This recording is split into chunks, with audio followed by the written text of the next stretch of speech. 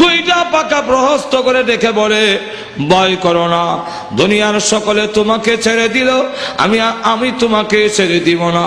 তখন মুর্দা ডেক দেয়া বলবে, আপনি কে গো? একটা পাখি হইয়া আমার কবরে আসছেন, আপনি কি পারবেন দুইটা পার ফিরাতে? এমনি ডাক দেয়া বলে, হে কবরবাসী, তুমি আমাকে চিনতে ভুল করেছো, আমি দুনিয়ার পাখি নই, আমি আল্লাহর কালাম পাখির সুরে তোমার কবরের ভিতরে ঢুকেছি। সকলে তোমাকে ছেড়ে দিতে পারে, ভয় করো না, আমি আল্লাহর কাছে দরখাস্ত করব, যতক্ষণ পর্যন্ত জান্নাতের বাগান না হবে আমি তোমাকে ছেড়ে বিদায় হব না।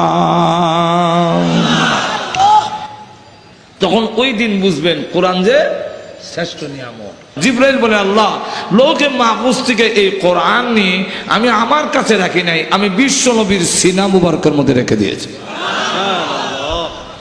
বিশ্ব নবীকে দেখা হবে, গো বন্ধু, ও গো বিশ্ব নবী, জবাব দেন এই কিয়ামতের মাঠে, আমি আপনার কাছে যে কোরআন নাজিল হয়েছিল কতটুকু আমানতদারি করেছেন, আমার কোরআন আমাকে সমঝাইয়া দিন।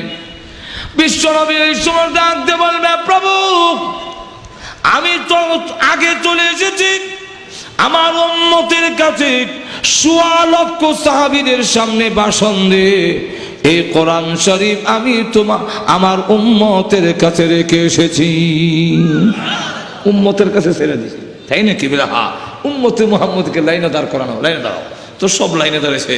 এখন আল্লাহ রসুল দেখেন যে উম্মতে মুহাম্মদী একজনও জবাব দিয়ে পুঙ্খানুপুঙ্খানুভাবে জবাব দিয়ে যেতে পারবে না।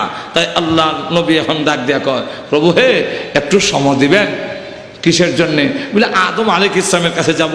তো আদম আলাইহিস ইসলামের কাছে যাবেন, যাওয়ার পরে বলবেন, এই যে লাইনে দাঁড়ানো আছে ওরা তো আপনার সন্তান আর আমার উম্মত, তো আপনিও চলুন, আমিও যাই।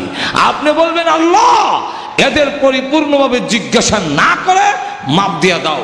আল্লাহ যদি আপনার দরখাস্তটা রাখেন আর আমার দরখাস্ত ফেরত দিয়া দেন, তো মাপ যদি পায় আমার উম্মতই পাবো। যেরকম, ঠিক না? আর যদি আল্লাহ বলেন, না, আপনার সন্তানকে মাপ দেওয়া যাবে না, আমাকে যদি বলে, বিশ্বনবী, আপনার উম্মতের দরখাস্ত মঞ্জুর করা হইলো, তাহলে আমার উম্মতি মাপ পাবে। যে কোনো একজনের দরখাস্ত মঞ্জুর হইলেই হইল। ২ নম্বর হইল, আপনি প্রথম নবী, আমি শেষ নবী, দুইজন মিলে যখন আল্লাহর কাছে দরখাস্ত করব, তখন আল্লাহ এর ভিতরে গোটা নবী, সকল নবী আছেই বোঝা যায়, প্রথম নবী শেষ নবী আছেন। আদম আলাইহিস সালাম বলবেন, হে বিশ্বনবী, আজকের কিয়ামতের মাঠে আপনার উম্মতের পক্ষে আমি কোনো কথা বলতে পারবো না, আমার সন্তানের পক্ষে আমি কোনো কথা বলবো না। বিশ্বনবী তখন ব্যর্থ হইয়া আল্লাহর দরবারে কান্দা শুরু করবেন, প্রভু,